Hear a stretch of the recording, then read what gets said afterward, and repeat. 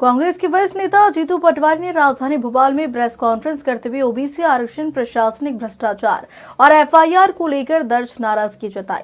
साथ ही भाजपा और पूर्व मुख्यमंत्री शिवराज सिंह चौहान पर जोरदार हमला करते हुए ओबीसी छात्रों और समाज को धोखा देने का आरोप लगाया। इस दौरान उन्होंने ओबीसी समाज के लिए 27% आरक्षण की मांग करते हुए कहा कि शिवराज सरकार ने इस आरक्षण को लागू करने में बाधा डाली, जिससे हजारों युवाओं की नौकरियां रुकी, शादियां टूटी और घर-बार अधर में लटक गया है। इसके साथ ही उन्होंने मुंगावली घटना में हुई एफआईआर और संगठन सृजन पर भी विस्तार से चर्चा की। पीसी हुई थी अखिल भारतीय कांग्रेस कमेटी के इंदिरा भवन में, जिसमें पूरे देश के सामने हमने कांग्रेस की भावना व्यक्त की थी। मैं मध्य प्रदेश में फिर उस भाव को व्यक्त करना चाहता हूं।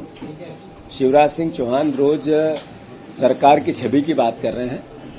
वो बात कर रहे हैं कि आदिवासियों के हित और अहित की रक्षा अधिकारी कह रहे हैं सरकार की छवि बिगाड़ रहे हैं। शिवराज जी, आपने जो ओबीसी के परिवार को धोखा दिया, जो अन्याय किया, जो उनके साथ विश्वासघात किया, जो लगभग 20,000 से ज़्यादा ओबीसी के छात्र जिनकी नौकरियां लग गई, इंटरव्यू हो गए, पर उनको नियुक्तियां नहीं मिली, अगर इसका कोई दोषी है तो एकमात्र आप शिवराज सिंह चौहान हैं। साथियों, ऐसा का ऐसा ही शिवराज जी के पद चिन्हों पे चलते हुए पूरी बीजेपी, उसकी विचारधारा और मोहन यादव जी सब ने भी उतना ही धोखा ओबीसी परिवार के साथियों को दिया। कमलनाथ जी ने 27% आरक्षण दिया। उससे पहले 2098 में 1998 में या 94 में दिग्विजय सिंह जी ने 14% ओबीसी को आरक्षण दिया। उसके बाद 2003 में 27% आरक्षण का प्रस्ताव बनाकर विधानसभा से राज्यपाल के यहाँ दिग्विजय सिंह जी की सरकार ने भेजा।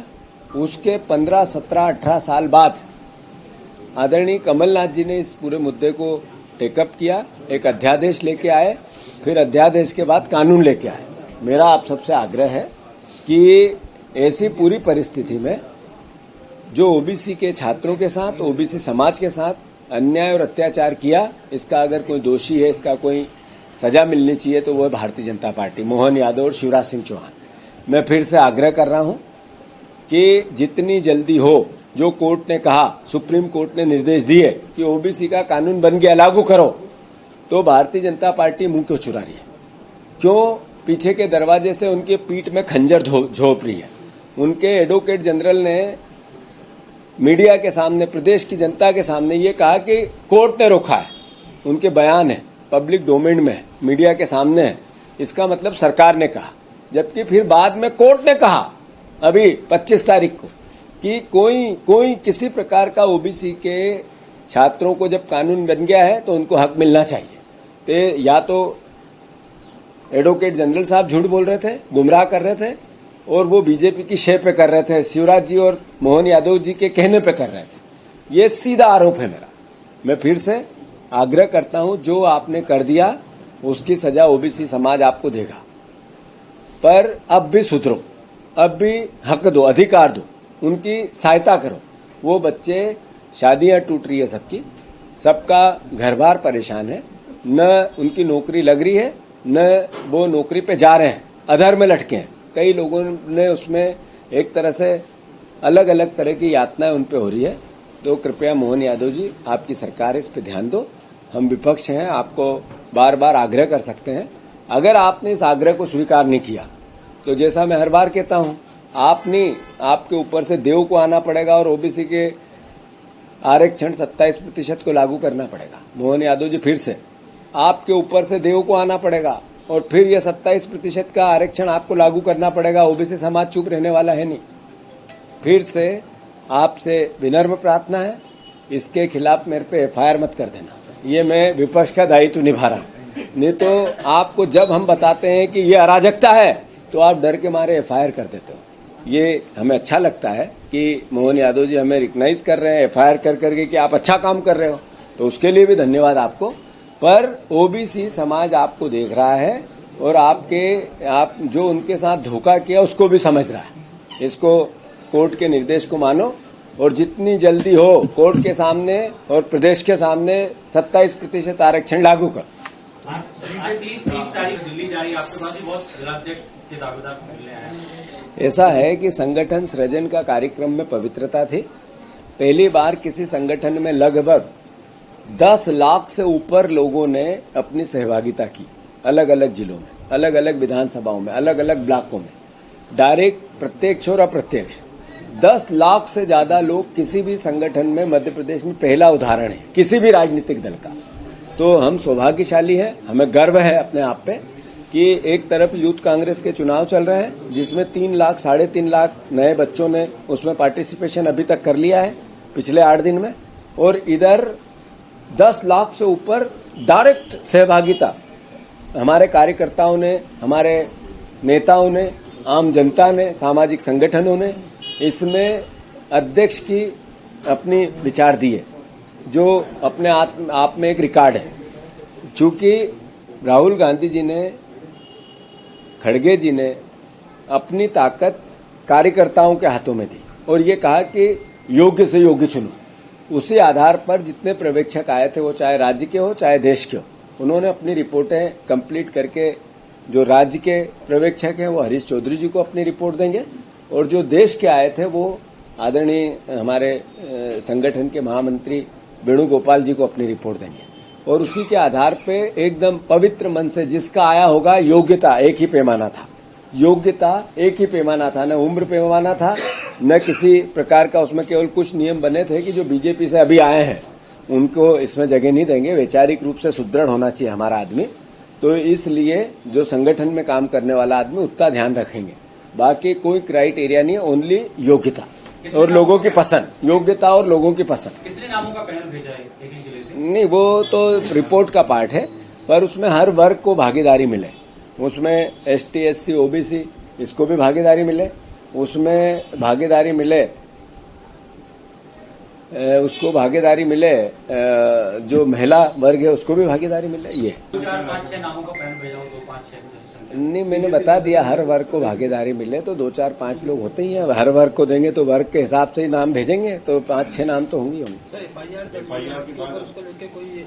मैं बोल चुका हूँ, इसमें पब्लिक डोमेन में पूरी चीज आई है। 10 तारीख के दिन वो जो संबंधित व्यक्ति है, लोधी, पूरा नाम क्या है उनका, गजराज लोधी जी, वो गजराज लोधी जी उनके भाई के साथ, उनकी मां के साथ जन सुनवाई में गए थे। कलेक्टर ने उनसे बातें की, वो आपने सबने बताया है।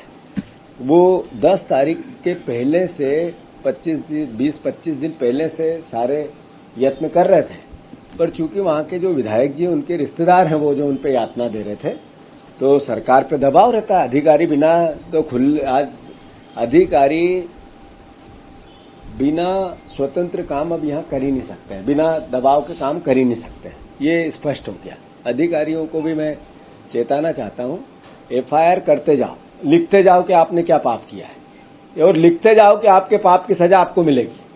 कोई भी नहीं बचेगा जिसने जहां जहां गलत FIR कांग्रेस के कार्यकर्ताओं पे की, यातना की, बीजेपी के नेताओं और दबाव में आकर इस तरह का कृत्य किया जो अव्यवहारिक है, कानून सम्मत नहीं है, तो 3 साल निकल जाएंगे।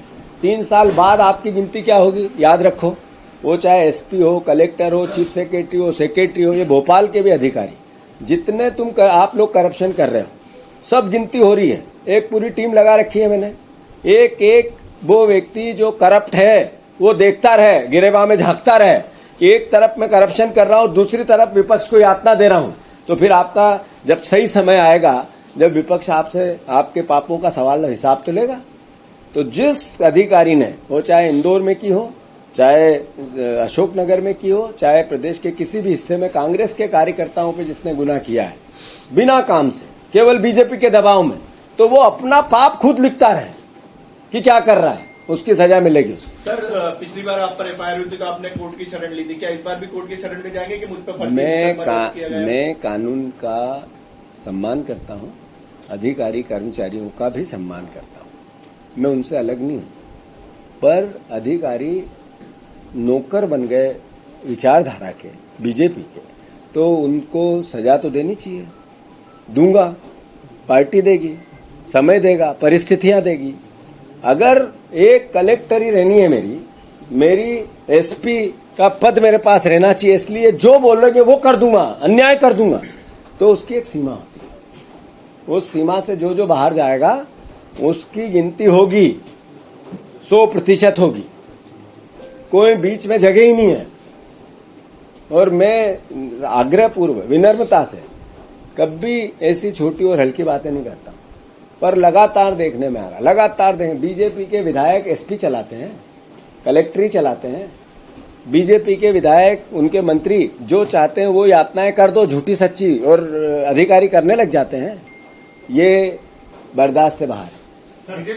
जहां तक मेरा प्रश्न है, मेरे को मैं धन्यवाद दे चुका हूं मोहन यादव जी को, सरकार को दे चुका हूं, संबंधित अधिकारियों को दे चुका हूं। आप जब एफआईआर करते हो हमें मेडल मिलते हैं, हमें जनता मैसेज देते हैं कि अच्छा काम हो रहा है। मैं लोधी जी को कभी मैंने देखा नहीं जिंदगी में, न पहले देखा न उसके बाद देखा। वो जितनी देर आए उतनी देर मेरी बात हुई उनसे जो बात हुई वो पब्लिक डोमेन में। अगर एक एविडेंस ऐसा जो मैं अलग ले जाके बात करें तो मैं इसी वक्त अपने पद से इस्तीफा दे दूंगा, इसी वक्त। अगर लोधी और मैं अकेला कहीं गया एक तरफ, और जैसा उन्होंने कहा एक तरफ ले गए और मोटरसाइकिल, उसमें लिखा है शपथ पत्र में, अगर ऐसा कुछ मिले एक भी हिस्सा, तो मैं मोहन भैया, मैं आपसे आग्रह करता हूं पब्लिक डोमेन में लाओ, मैं इस्तीफा देना चाहता हूं। अगर मैं झूठ बोलता हूं तो इतने बड़े पद के लिए मैं कैपेबल नहीं हूं। तो मेरा आपसे आग्रह है कि जो आपने किया वो पाप था, गलत था, अलोकतांत्रिक। हम आपको इसलिए बताते हैं ये सब बातें कि आप अधिकारियों को टाइट करो, आपकी सहायता करते हैं, सरकार की सहायता करते हैं कि अधिकारी इस तरह का कृत्य करते हैं कि लोग पीड़ित हैं, तो सरकार का दायित्व है पीड़ितों का ध्यान दें, और हम आपका संज्ञान में लाते हैं, आपकी सहायता करते हैं भाई, उसमें भी हम पे एफआईआर होगी। तो धन्यवाद आपको। कांग्रेस भारतीय जनता पार्टी के प्रदेश अध्यक्ष को लेकर अब